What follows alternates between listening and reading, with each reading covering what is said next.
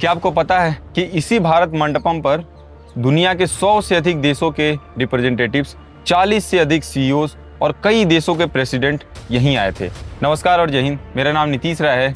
मेरा नाम ज्ञानेश द्विवेदी है और आज हम आए हैं इस भारत मंडप पर 21 तारीख फरवरी को इस पूरे जो हुआ एआई समिट है उसे रिकॉर्ड करने, आपको दिखाने, इसकी वास्तविकता आपके सामने प्रस्तुत करने।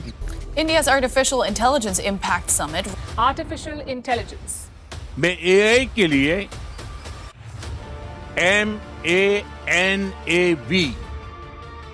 MANAV मानव विजन प्रस्तुत करता। Protecting our children is not regulation as well. It is civilization. India, the world's largest democracy, is well positioned to lead in AI. The future of AI cannot be decided by a handful of countries or left to the whims of a few billionaires.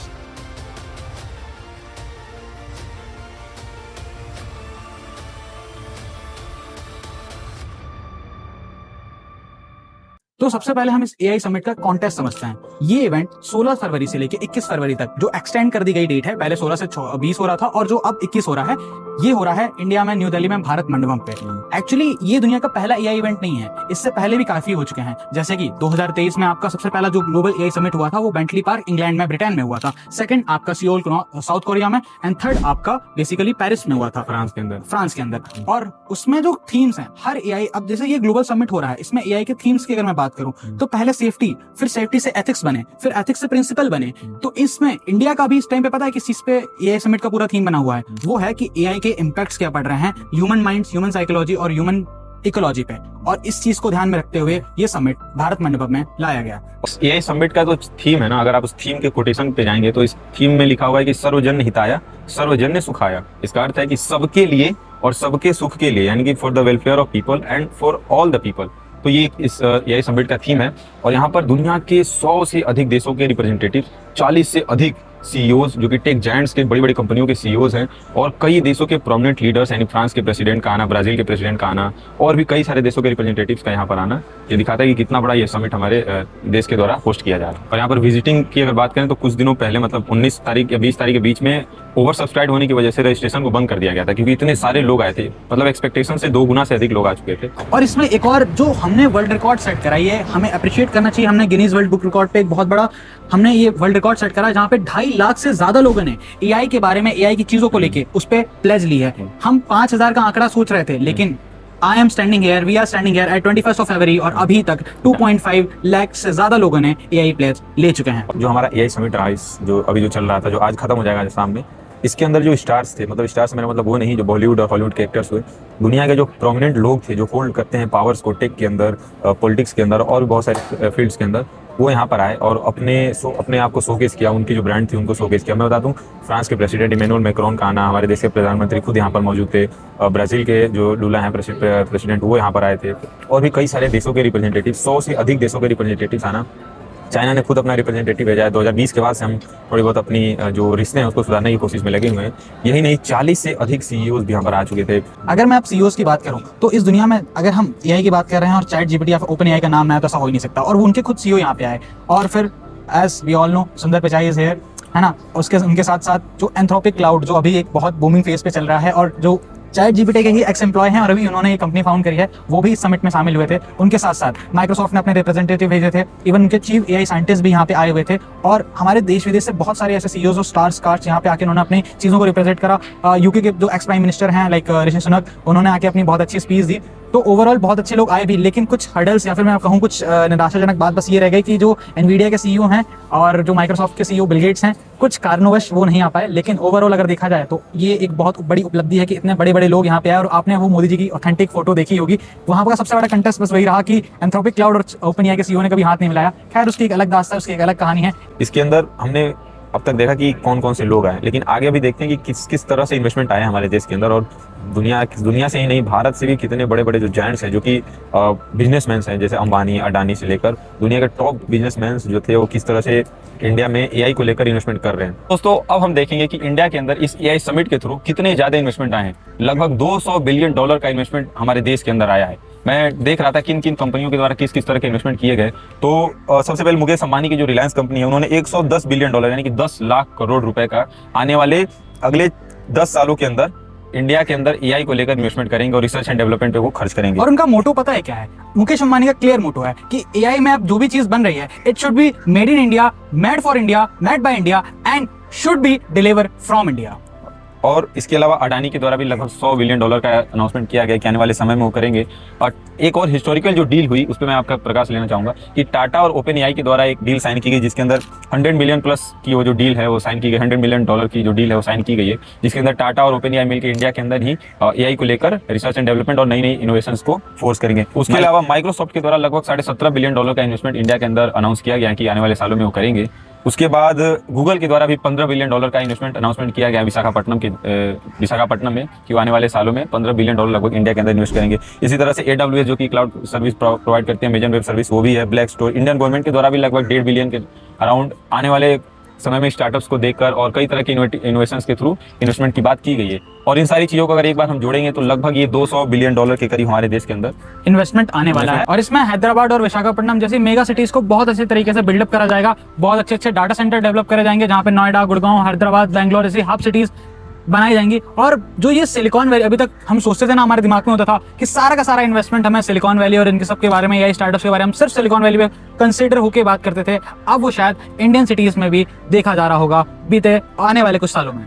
और भारत सरकार का पूरा focus इस summit के through ये भी था कि केवल एक फंक्शन के तौर पर ऑर्गेनाइज ना करें हम इस समिट को कि भाई आए, फिर बढ़िया बढ़िया स्टॉल्स लगे, अच्छे अच्छे खाना मिला और बहुत सारे अच्छे अच्छे लोग आए और चले गए, बल्कि भारत सरकार का क्लियर क्रिस्टल पर्पस था कि भाई हम यहाँ समिट तो कर रहे हैं लेकिन वी वांट इन्वेस्टमेंट। और इसी के तहत भारत के अंदर बहुत सारे, जैसे मैंने भी बताया, गूगल, माइक्रोसॉफ्ट, टाटा और अडानी अंबानी ने बहुत सारे पैसे आने वाले 10 साल के अंदर केवल और केवल जेनरेटिव एआई के अंदर इन्वेस्टमेंट करने की बात उन्होंने कही है।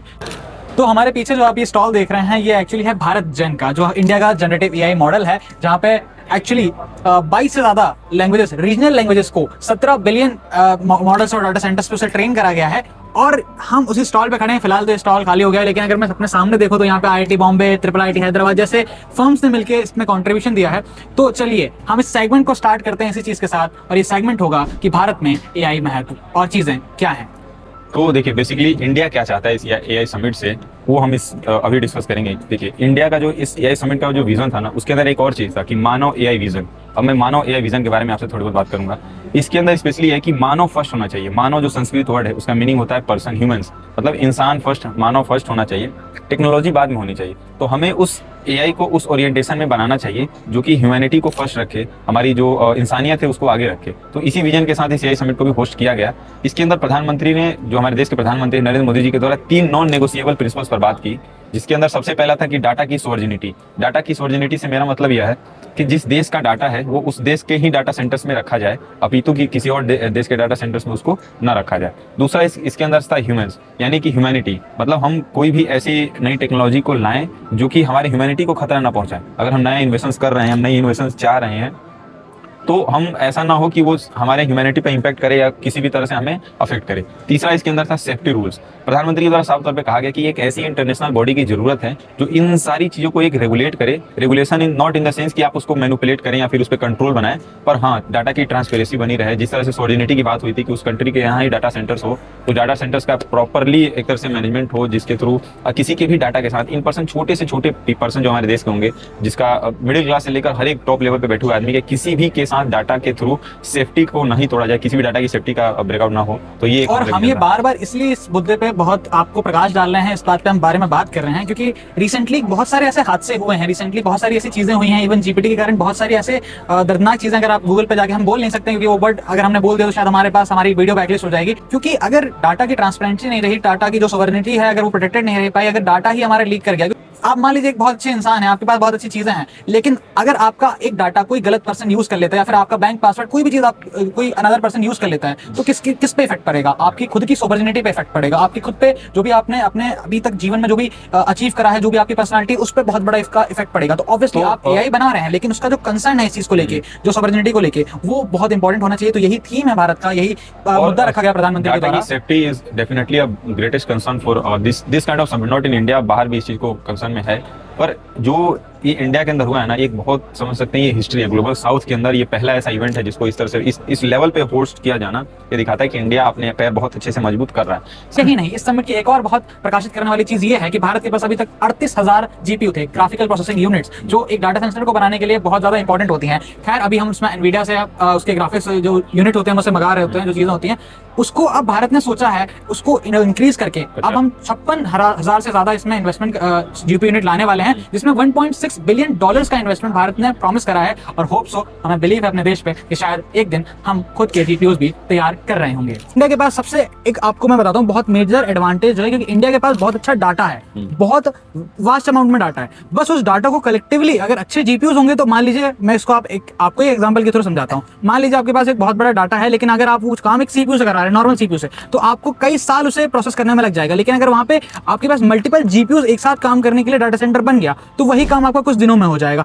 तो ये जो डाटा, जो इतना बड़ा डाटा हमारे पास, जो हमारा बहुत बड़ा रिसोर्स है, इसकी हेल्प से जैसे आपका यूपीआई का डाटा होगा, ओएनजीसी का डाटा हो गया, इससे हम कुछ अच्छा इनोवेटिव क्रिएट कर सकते हैं, और वो data is a gold right now. India की जो बहुत सारी कंपनीज हैं, जैसे ओला हो गया, स्पेशली ओला के द्वारा कृत्रिम एआई हो गया, सर्वम एआई हो गया, सर्वम जो कि मोदी जी के द्वारा जो मेटा ग्लासेस, जो आपने पहले देखा होगा, एक मेटा ग्लास मेटा कंपनी बनाती थी, अब वो सर्वम के एआई ग्लासेस है। तरह से एआई ग्लासेस एक बनाए हैं और मोदी जी के द्वारा उसको एक्सपो में पहना मतलब गया। अगर देखा जाए तो जैसे कंपनीज ने इतना, देखिए मतलब ग्लोबलाइजेशन कर रखा है उसी कंपनी की, जो हम ग्लासेस भी बोल रहे हैं तो उसमें भी मेटावर्स डाटा है। This thing should be change India, और हम ये डेफिनेटली करके दिखाएंगे। हम इसमें कुछ अच्छा इनोवेशन जरूर देखने को, सारी चीजों से हमें देखने को इन फ्यूचर मिल रहा होगा। इस समिट के थ्रू क्या क्या चीजें डिसाइड हुई, सबसे बड़ा चीज तो ये था कि मतलब इस समिट के थ्रू कि ग्लोबल डाटा फ्रेमवर्क एक बनाया जाए। मैं इस पे थोड़ा बहुत एलिबरेट करूंगा कि ग्लोबल डाटा फ्रेमवर्क क्या है। मतलब कि कई सारी कंपनियों जो हैं वो डाटा कलेक्ट तो करती है रिस्पेक्टिव कंट्री से, रिस्पेक्टिव लोगों से, लेकिन उसकी सिक्योरिटी और कंट्रोल का जो पावर है वो अपने पास रखती हैं। जैसे for example chat GPT, open AI, बहुत सारी हमारे यहाँ काम करती हैं, लेकिन they keep their data centres into America और रिस्पेक्टिव कंट्री जहाँ से उनके जनरेट हुए। पर ये एक ग्लोबल लेवल पे हमें डिसाइड, ये इसके अंदर सोचा गया है कि भाई हम एक डाटा फ्रेमवर्क बनाएंगे जिसके तहत डाटा को हम एक रेगुलेट कर पाए। ये वही बात है कि एआई को सिर्फ बिलियनियर्स के हाथों का खिलौना न समझा जाए, इसे एक ग्लोबल फॉर्म जरूर दी जानी चाहिए।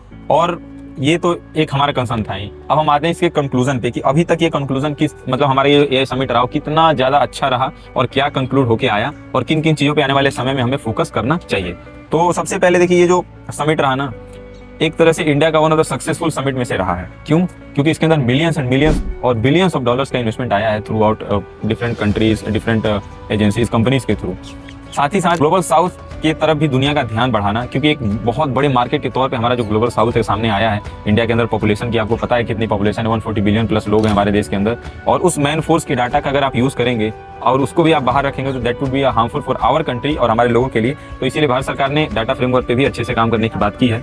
और इसमें अमेरिका, चाइना जैसी कंपनी जो अपना डाटा सेट यूज करती हैं, हमारा डाटा सेट ले जाती हैं। जैसे मैं आपको एक बहुत अच्छा एग्जांपल देता हूं, जो टिकटॉक चल रहा था, है ना, आपने सुना होगा, पता है वो क्यों बैन हुआ? आर्टिफिशियल इंटेलिजेंस की जो पहली नींव रखी गई थी किसी एक बड़ी कंपनी, सोशल मीडिया कंपनी द्वारा, वो बाइट डांस थी। बाइट डांस जो है टिकटॉक की पेरेंट्स कंपनी, जैसे अभी हाल फिलहाल में अमेरिका में कुछ सेंक्शन उसके ऊपर लगाए गए थे, बहुत अच्छा लंबा केस खिंचा था। तो आप समझ रहे हैं जो डाटा का जो पब्लिकेशंस हो रहा है, जो डाटा सारे हम बार बार इसी बात पे बात करते हैं कि एआई मतलब डाटा, तो ये जो बेचा जा रहा है, इस चीज को मुद्दा बनाया गया, इस पर बात करी गई, इस पर डिसीजन करे गए, ये एक बहुत बड़ा मोटिवेशन रहा। साथ ही साथ में जो इन्वेस्टमेंट्स हमारे पास आए, लाइक देखा जाए $200 बिलियन की जो इन्वेस्टमेंट्स हैं, एक देश के लिए काफी बड़ी बात है। और इंफ्रास्ट्रक्चर के ऊपर भी फोकस किया गया थ्रू दिस कि भाई एआई के जो साथ सब्सिडी चीज आएगी हमारा इंफ्रास्ट्रक्चर भी बिल्ड करेगी। बिल्डिंग से मेरा मतलब नहीं है, मतलब है कि जो डाटा सेंटर्स होते हैं, जो सर्विस प्रोवाइडर्स होते हैं, उनके लिए भी। और एक चीज और मोदी जी ने इस पे एम्फेसाइज किया, मोदी जी का जो कोट उन्होंने पर्टिकुलर ये कहा कि design and develop in India and deliver to the world. Yes, मतलब कि design and develop in India, design करिए यहाँ, डेवलप करिए यहाँ, also deliver to the world. मतलब कि आप हमारे यहाँ आइए, इन्वेस्टमेंट करिए, हमारा इंफ्रास्ट्रक्चर बनाइए, आप नई नई टेक्नोलॉजीज को बनाइए, हमारे लोगों के साथ बनाइए, और साथ ही साथ इसको आप वर्ल्ड वाइड लेवल पे, दुनिया के लेवल पे इसको स्केल करिए। और इसमें एक और मैं बहुत पॉजिटिव पॉइंट मैं आपको बताना चाहूंगा, जो सारी जीपीयू वाली बात होती है, डेटा सेंटर वाली बात होती है, तो इंडिया के लिए एक वन ऑफ द बिगेस्ट चीज इसमें क्या निकल कर आई कि इंडिया का जो सेमीकंडक्टर मार्केट है, जहां माइक्रॉन जैसी कंपनी है, टाटा लिमिटेड जैसी कंपनीज है, उन्होंने अब इसमें प्रॉपर्ली इन्वेस्टमेंट दिखाई है। और अगर सेमीकंडक्टर मार्केट इंक्रीज करता है, अगर हम खुद के सेमीकंडक्टर बनाना स्टार्ट करते हैं, तो वो दिन दूर नहीं जब हम एनवीडिया जैसी कंपनीज और आपकी जो ताइवान से जो हम चिप्स एक्सपोर्ट कर रहे हैं, उसे भी हम खुद से उसे एक्सपोर्ट करना हम लोग स्टार्ट कर देंगे, उसे सिर्फ इंपोर्ट नहीं कर पाएंगे। तो एक बहुत बड़ा सेगमेंट ये भी रहा। और भारत सरकार का देखिए सेमीकंडक्टर वाली बात एक बहुत ब्रॉडर टॉपिक है, उस पर हम डिस्कस कर सकते हैं, क्योंकि भारत सरकार ने कितने ज्यादा इन्वेस्टमेंट अगर सेमीकंडक्टर की फील्ड में देखा जाए साउथ कोरिया से लेकर और जापान से लेकर किस तरह से सेमीकंडक्टर के लिए इन्वेस्टमेंट आए। और जो फुंगसुंग वांगडू जिसके नाम से हम जो कि वहाँ पे आपने लद्दाख वाला जो केस सुना होगा, उसके बैकग्राउंड में भी ये सेमीकंडक्टर वाला एक बहुत प्रोमिनेंट केस है, उस पर हम कभी और डिस्कस करेंगे। तो ये एक ओवरऑल हमारा रहा सबमिट, जो कि बहुत ही सक्सेसफुल तौर पे हम अंतिम दिन पर आए थे यहाँ पर, और हमने पूरी प्रयास की कि पहले एक्सप्लोर करें चीजों को, हम समझें, आपको समझाएं और आपको पूरा इन्वायरमेंट फील कराएं, फिर ओवरऑल आपको एक आइडिया दें। और मे भी ये वीडियो हो सकता है दो दिन एटलीस्ट 2 या 3 दिन बाद 23 फरवरी 24 फरवरी को आप देख रहे होंगे, समिट खत्म हो चुका होगा, चीजें फिर से नॉर्मलाइज हो गई होंगी। लेकिन आपको एक चीज नहीं बोलना है कि एआई की जो ये सोच, जो नींव रखी गई है, अब बस हमें इसको पढ़ के इसको सीढ़ी बना के, इसको ढाल बना के हमें बस इस पे ऊपर चढ़ते जाना है, पीछे मुड़कर नहीं देखना है और इसे सीखना है। This could be one of the step into India's global super power. हम विश्व गुरु बनने के पथ में एक हमारी सीढ़ी है एआई नहीं, टेक्नोलॉजी हम स्पेशली इसको टर्म करेंगे कि हमें विश्व गुरु बनने की राह में एक पहली सीढ़ी है, जो कि हमारे देश में भी रखी गई है न्यू इस चीज को। और इसी से हम आने वाले समय में टेक्नोलॉजी, डिफेंस, इंफ्रास्ट्रक्चर, मैन्युफैक्चरिंग, हर एस्पेक्ट में आने वाले समय में वी होप कि India will grow at a broader level, broader ही नहीं, मतलब लिमिट ही नहीं, जिस लेवल पे वी वांट इंडिया ग्रोथ करे। So that's all from our side. Thank you all. जय हिंद, जय भारत, नमस्कार। मैं आप सभी को आमंत्रित करता हूं, design and develop in India, deliver to the world, deliver to humanity. एक बार फिर आप सभी को मेरी बहुत बहुत शुभकामनाएं। थैंक यू, धन्यवाद।